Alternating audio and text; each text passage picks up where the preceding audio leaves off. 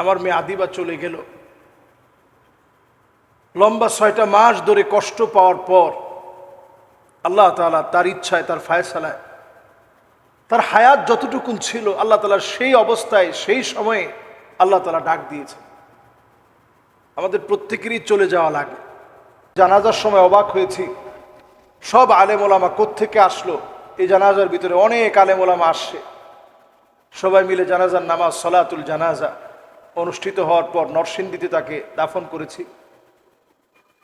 আমার আজজাদের জন্য দোয়া চাই, আল্লাহ রাব্বুল আলামিন যেন তাকে হায়াতে তয়্যিবা দান করেন, যোগ্য আলেম, হক্কানি আলেম হিসাবে আল্লাহ যেন কবুল। দিনী ভাইয়েরা, আপনারা জানেন হায়াত আর মৌত আল্লাহ তাআলার তৈরি। আল্লাহ তাআলা কখনো কখনো সন্তান আদিদেরকে দুনিয়ার জীবদ্দশায় বাবার কাঁধে লাশ বানিয়ে সবচেয়ে ভারী বোঝা হিসেবে বাবা সেই লাশটাকে বহন করে। আমার মেয়ে আদিবা চলে গেল। লম্বা 6টা মাস ধরে কষ্ট পাওয়ার পর আল্লাহ তাআলা তার ইচ্ছায়, তার ফায়সালায়, তার হায়াত যতটুকুন ছিল আল্লাহ তাআলার সেই অবস্থায়, সেই সময়ে আল্লাহ তাআলা ডাক দিয়েছে। আমাদের প্রত্যেকেরই চলে যাওয়া লাগে এবং প্রত্যেকের চলে যেতে হবে। এই পৃথিবীর সবচেয়ে সত্যকে যদি আপনি কয়েকটা স্টেপে দাঁড় করান, সত্য, মহাসত্য, চিরসত্য, ধ্রুব সত্য যদি আপনি মনে করেন, সেটা হচ্ছে মৃত্যু। আপনাকে মরতেই হবে। ছোট্ট আদিবার চলে যাওয়া, এটা আমাদের জন্য এই মেসেজটুকুন দেওয়া, যতগুলো বাবা তার সন্তানদেরকে হারিয়েছে, আদিবার মতো যতগুলো বাপ বুকে পাথর বেঁধে সবর এখতিয়ার করে, সহ্য করে, ধৈর্য ধারণ করে আল্লাহর উপরে এমন কিছু বলে নাই যেটাতে আল্লাহ বেজার হবে, সহ্য করে নিয়েছে। তাদের জন্য বাইতুল হামদ, আল্লাহর জান্নাতে একটা ঘর আল্লাহ বানিয়ে দিবে। সুবহানাল্লাহ। অনেকেই তখন আমাদেরকে প্রশ্ন করতে পারেন যে হুজুর, ছোট ছোট বাচ্চা, তাদেরকে আল্লাহ তাআলা এত বড় পরীক্ষা দেন?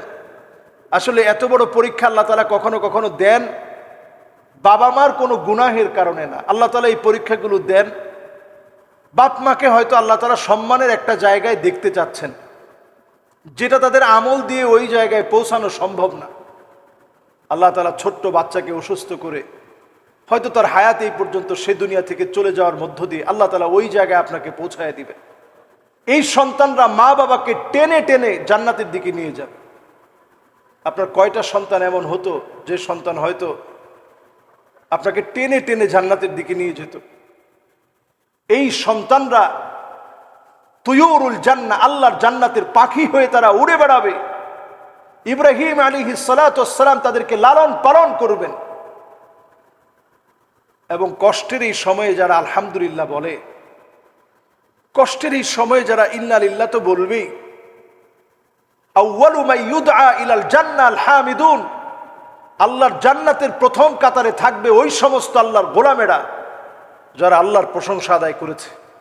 ফিস সাররাই ওয়াদ দাররা, সুখে আর দুঃখে, কষ্টে আর আনন্দে, জীবনের যত যন্ত্রণা দুঃখ সব অবস্থায় বলছে আলহামদুলিল্লাহ। হাদিসের মধ্যে আসে আজাবান লিআমরিল মুমিন, মুমিনদের বিষয়টা বড় আশ্চর্যজনক। মুমিনরা বিপদে পড়ে যাবে, মুসিবতে পড়ে যাবে, বালা মুসিবতের মধ্যে যাবে, ওই অবস্থায় আলহামদুলিল্লাহ বলবে। আল্লাহ আপনি ভালো রাখছেন, অনেকের চাইতে তো আল্লাহ আপনি আমারে ভালো রাখছেন। মুমিনদের জীবনটা আল্লাহর কাছে বড় আশ্চর্যজনক। পৃথিবীতে পরীক্ষা ছাড়া একটা মানুষও নাই, সব মানুষকে পরীক্ষা দেওয়া লাগে।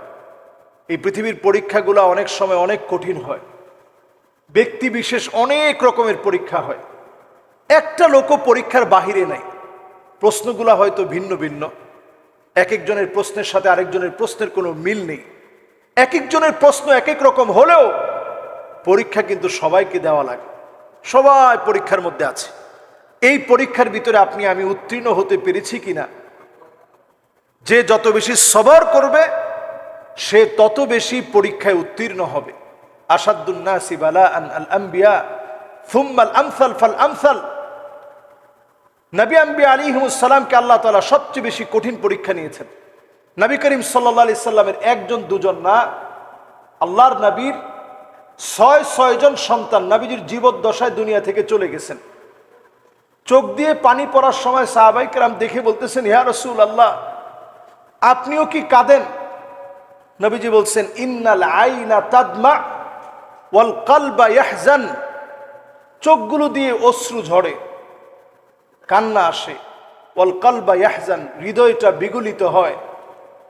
তবে ওয়ালা নাকুলু আলাল্লাহি মা ইউদি রাব্বানা, আল্লাহর ব্যাপারে এমন কিছু বলা যাবে না যেটাতে আল্লাহ অসন্তুষ্ট হবে। ইয়া ইব্রাহিমু লামাহজুনুন, ইব্রাহিম তুমি চলে যাওয়াতে আমার মনটা বড় ব্যথা, আমার মনের ভিতরে বড় চিন্তা লাগতেছে, চোখ দিয়ে পানি ঝরতেছে। কিন্তু আল্লাহ পাকের ব্যাপারে একটা কথাও নবীজি এমন বলেন নাই যেটাতে আল্লাহ বেজার হবে, যে আল্লাহ আমার সব সন্তানদেরকে আপনি আমার জীবদ্দশায় নিয়ে গেলেন, শুধু ফাতেমা রাদিয়াল্লাহু তাআলা আনহা ছাড়া। ফাতেমা রাদিয়াল্লাহু তাআলা আনহা নবীজির ইন্তেকালের 6 মাস পরে দুনিয়া থেকে বিদায় নিয়েছেন। সবাই আগে চলে গেছেন, নবীজি সবর করছেন। এজন্য আমার সন্তানের জন্য সবার কাছে যেমন দোয়া চাই, আল্লাহ রাব্বুল ইজ্জাত ওয়াল জালাল যেন আমাদের পুরো পরিবারকে সবর ইখতিয়ার করার তৌফিক দান করে, সবরে জামিল দান করেন। এবং আমি জানাজার সময় অবাক হয়েছি, সব আলেম ওলামা কোত্থেকে আসলো। এই জানাজার ভিতরে অনেক আলেম ওলামা আসছে। সবাই মিলে জানাজার নামাজ সলাতুল জানাজা অনুষ্ঠিত হওয়ার পর নরসিংদীতে তাকে দাফন করেছি। আমার আজজাদের জন্য দোয়া চাই, আল্লাহ রাব্বুল আলামিন যেন তাকে হায়াতে তয়্যিবা দান করেন, যোগ্য আলেম হক্কানি আলিম হিসাবে আল্লাহ যেন কবুল করেন। আল্লাহ যেন আদিবাকে আমাদের নাজাতের ওসিলা বানায় দেন। আসসালামু আলাইকুম ওয়া রাহমাতুল্লাহি ওয়া বারাকাতুহু।